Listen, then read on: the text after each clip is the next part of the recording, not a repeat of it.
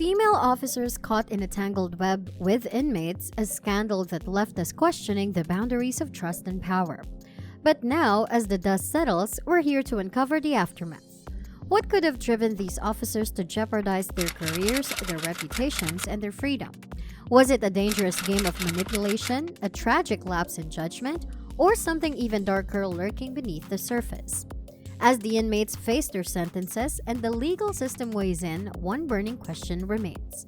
How do these imprisoned individuals feel about the very officers who were once meant to uphold the law? We'll now discuss the case of Tina Gonzalez, a corrections officer with the Fresno County Sheriff who had relationships with several prisoners. The Fresno County Prison personnel learned in December 2019 that a male prisoner had a cell phone and had been having sex with Tina Gonzalez.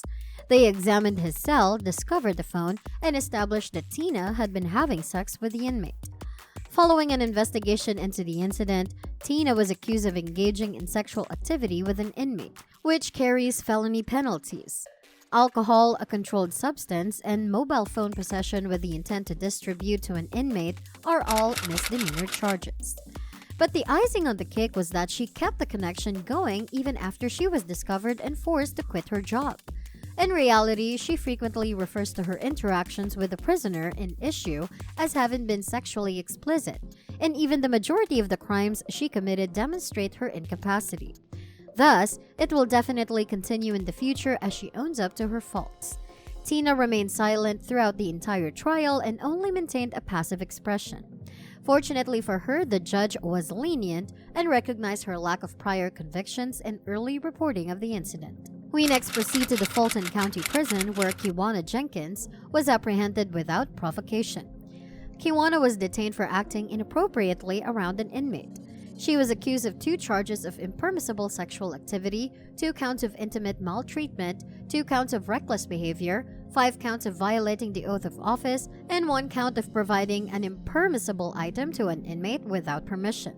Since 2019, Kiwana has worked as an officer at the Fulton County Prison, but her luck ran out when a shakedown was carried out in the maximum security section of the facility. 11 phones in total, as well as several firearms, were seized during the operation. The investigators discovered Kiwana's videos in one of the phones. She was seen kissing an inmate while sitting on his lap in one of the tapes. The prisoner was requesting something from Kiwana, which turned out to be a set of Cartier eyeglasses. The fact that she is wearing her uniform and that this is an office should not be overlooked. She's not only misusing her position, but she's also doing it while on the job. The Fulton County Sheriff issued a statement after the video went viral, plainly saying that they disapproved of the incident and that Kiwana has been fired. Female federal prison officer accused of engaging in an illicit relationship with a prisoner who was a convicted cop killer. She is currently expecting a child and is currently more than a decade behind. It is only in prey life to cut a hole in your pants to make it easier to have sex with an inmate while having the interaction in full view of 11 other prisoners.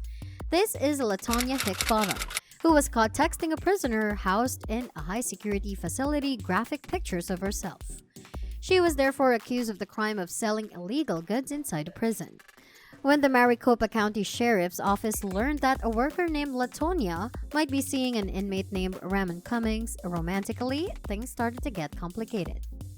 And there you have it, a journey into a world of intrigue, betrayal, and the undeniable complexities of human relationships. As the inmates grapple with the consequences, we're left wondering, can rehabilitation truly begin behind bars? Will these officers find redemption? Only time will tell. Before we part ways, let's reflect on the questions that linger. How do we prevent power from becoming a double-edged sword? How can trust be rebuilt after it's been shattered? And most importantly, what can we learn from these stories to create a safer, more just society? Remember to hit that like button if this exploration into the human psyche has left you pondering. Subscribe for more thought-provoking content that delves into the heart of real-world events. Thank you for joining us today as we navigated through the twists and turns of a story that's as riveting as it is cautionary. Until next time, keep questioning, keep seeking the truth, and keep those discussions alive.